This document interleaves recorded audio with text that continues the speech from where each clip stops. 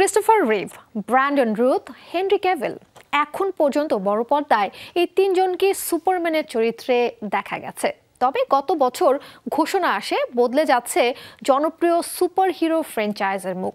সুপারম্যানের ভূমিকায় দেখা যাবে হলিউড অভিনেতা ডেভিড করেনসওয়েটকে। রোমান্টিক বা ড্রামা ঘরানার সিনেমা থেকে হঠাৎ অ্যাকশন সিনেমা, কেমন চলছে এই তারকার প্রস্তুতি?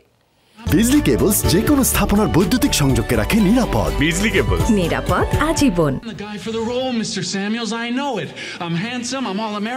সুপারম্যানের নতুন মুখ ডেভিড করেনসওয়েট 1 বছর আগে ডিসি স্টুডিওজ তাকে এই চরিত্রের জন্য চুক্তিবদ্ধ করে। এর আগে ম্যান অফ স্টিল হিসেবে অভিনয় করেছিলেন হেনরি ক্যাভিল। ডিসির ব্যবস্থাপনা পর্ষদে পরিবর্তন এলে সুপারম্যানের কাস্টও বদলে যায়। জেমস গান পছন্দ করেন ডেভিডকে, সিনেমাটি পরিচালনা করছেন তিনি।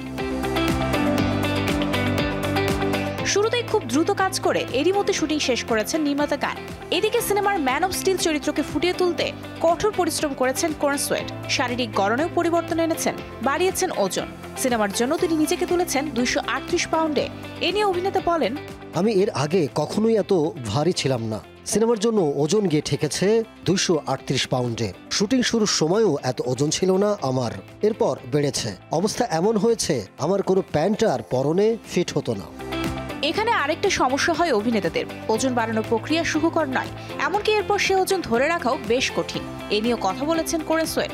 তিনি জানান যে অতিরিক্ত ওজন শরীরে এসেছে, তা সামলানোর মতো প্রস্তুতি ছিল না শরীরের। শুট করার আগে যে ওজনে ছিলাম সেটা ছিল আমার সবচেয়ে বড় শারীরিক পরিবর্তন।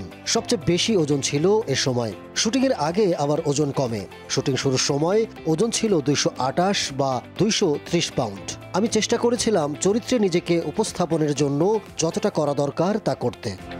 নতুন সুপারম্যানের প্রস্তুতির জন্য ডেভিডের প্রশিক্ষক ছিলেন পাওলো মাসচিতি। এবছর মে মাসে তিনি ডেভিডের একটি ছবি প্রকাশ করেন। তখনই দারুণ সাড়া পড়ে যায় সুপারম্যান ভক্তদের মাঝে।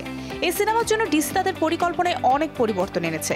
সিনেমাটি হতে পারে ডিসির অবস্থা পরিবর্তনের হাতিয়ার। এটি বক্স অফিসে কেমন করে তা দেখার জন্য অপেক্ষা করতে হবে 2025 সালের 11 জুলাই পর্যন্ত। এদিকে সুপারম্যান সিনেমায় লুইস লেনের চরিত্রে নির্বাচিত হয়েছেন এমিজয় অভিনেত্রী রাচেল ব্রসনাহার। নির্মাতারা তাকে নিয়েও ভীষণ উচ্ছ্বসিত। দ্য মার্ভেলাস মিসেস মাইসেল ও হাউস অব কার্ডের মতো সিরিজে অভিনয় করে খ্যাতি কুড়ান এই অভিনেত্রী। অন্যদিকে করেনসওয়েট নেটফ্লিক্স সিরিজ দ্য পলিটিশিয়ান ও mini series we own this সিটিতে দুর্দান্ত অভিনয় করে জনপ্রিয়তা পান।